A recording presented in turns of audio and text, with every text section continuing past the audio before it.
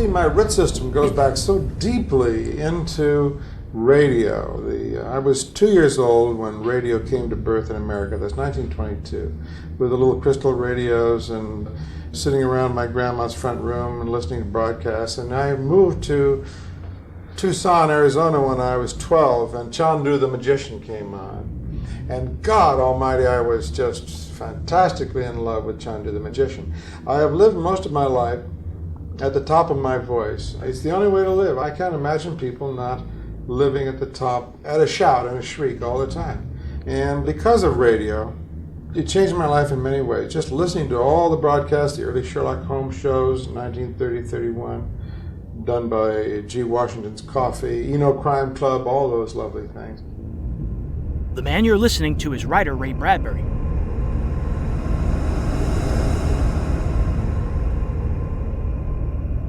I got to Tucson, Arizona, was in the 7th grade, and I had begun to write short stories, and I was under the influence of Edgar Rice Burroughs and Tarzan. Those wonderful Harold Foster drawings every Sunday in the newspaper, beautiful stuff, and it turns out I had fabulous taste because it's still around and it's admired by everyone in the world. The French and the Italians are reprinting all of Harold Foster's beautiful material, and I've been in touch with him the last 30 years, telling him that I love him, and he's a man in his 80s now and still drawing on occasion. But anyway, got out to Tucson, listened to the radio, Chandu the Magician's on, said to all my friends, I'm going to go down to the radio station and get a job. And everyone says, oh, come on now, you mean you really think you, a 12-year-old boy, can go down and get a job? Have you ever acted on the radio? No. Does your father know anyone there? No. Mother?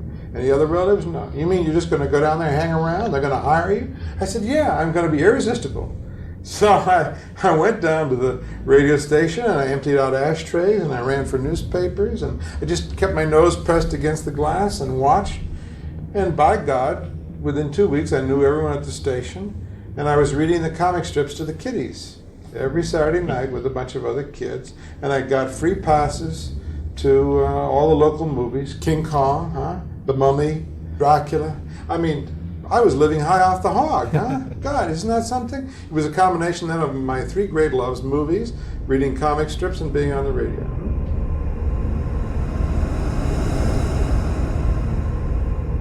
By the spring of 1955, he'd authored more than 100 short stories in one novel, Fahrenheit 451, born out of a collection of earlier works.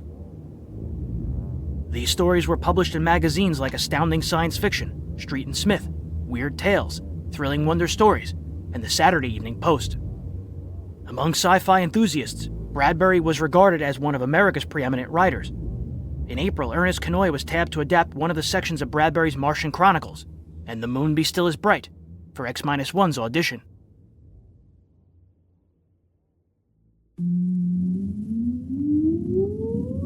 Countdown for blast off.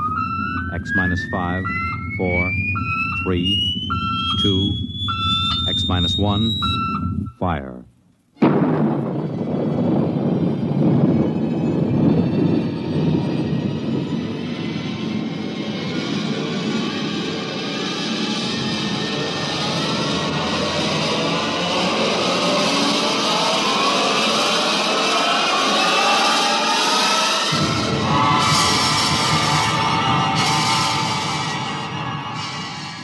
From the far horizons of the unknown come transcribed tales of new dimensions in time and space. These are stories of the future, adventures in which you'll live in 1,000,000 could-be years on 1,000 maybe worlds. The National Broadcasting Company, in cooperation with Street and Smith, publishers of Astounding Science Fiction, presents X minus 1.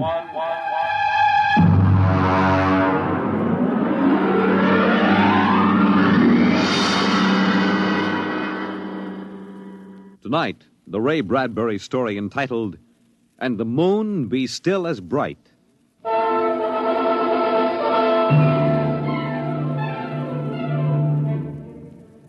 The first 3 expeditions for Mars left Earth in a mushroom of flame, arced through the atmosphere, and finally dwindled to tiny specks in the big eye of the Mount Palomar telescope, and then were lost to sight forever. The prearranged landing signals flashed back to Earth, and then the radios went dead. One after the other, ships had disappeared and were never heard from again. But still, the rockets came. The fourth expedition emerged from the silent gulfs of space, angled down toward the floating red disk of Mars, down into an orbit as the order came to land. The last blast of the bow jets broke red against the blue desert sands, and the ship slid to a halt at the edge of a vast city that reflected the icy glare of the moonlight. For a while, all was still. All right, Parkhill. Open the airlock. Aye, sir.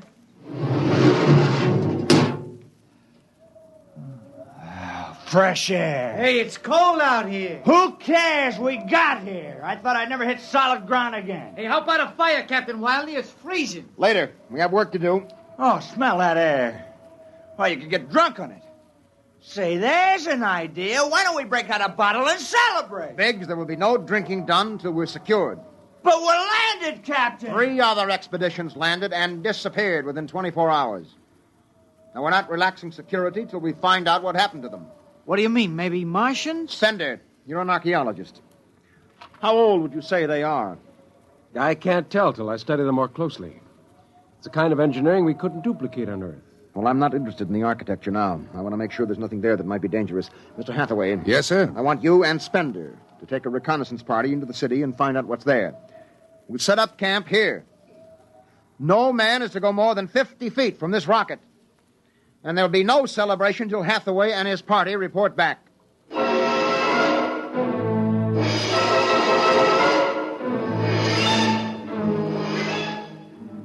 In the sea bottoms, the wind stirred along faint vapors, and from the mountains, great stone visages looked upon the silvery rocket and the small fire. The sky was black overhead, as the 2 racing moons threw knife-edged double shadows on the desert. All right, come and get it. Ciao. Hey, what do you got to eat, Jackie? Sawdust smothered in cold chicken fat. Good. I thought it was something I couldn't eat. Crazy. Hey, Captain. Mr. Hathaway's back. Oh, Captain Wilder. Oh, yes, over here, Mr. Hathaway. Well? Most of the city's dead. Spender says it's been dead a good many thousand years, but we found one part about a mile over What toward about the... it? People were living in it last week, sir. People? Martians. Where are they now? Dead. We found bodies, thousands of bodies. They hadn't been dead more than 10 days. What did they die of? You won't believe it. What killed them? Chickenpox. Chickenpox? Yes. Where could they get chickenpox? From Earth. Oh, then the other rockets did get through. Yes. I don't know what the Martians did to them, but I sure know what they did to the Martians. They gave them chickenpox and wiped them out. They just didn't have any resistance to an Earth disease. Think of it, Captain. A race builds itself for 1,000,000 years, refines itself, does everything it can to give itself respect and beauty, and then it dies. Of what? It's like saying the Greeks died of mumps or the proud Roman Empire collapsed because of athlete's foot.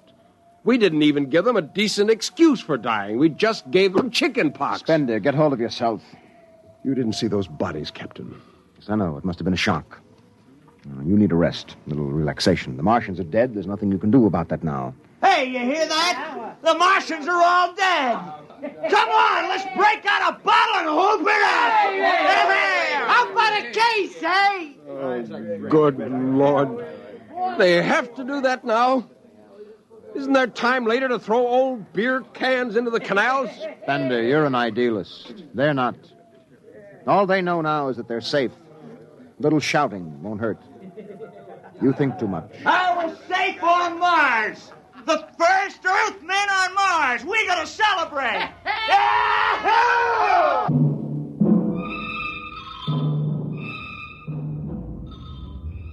I think radio is great fun, and you could do very fascinating things dramatically in radio because you could be here and there and very quickly in the story. X-1 was picked up. The network formed a partnership with the aforementioned sci-fi magazines to choose stories for adaptation. The magazines would plug the show, and the show would mention the magazine during the introduction. X-1 debuted on Sunday, April 24th, 1955. It ran for 7 episodes, until NBC bumped it from its weekend schedule. You see, there was something big going on at NBC.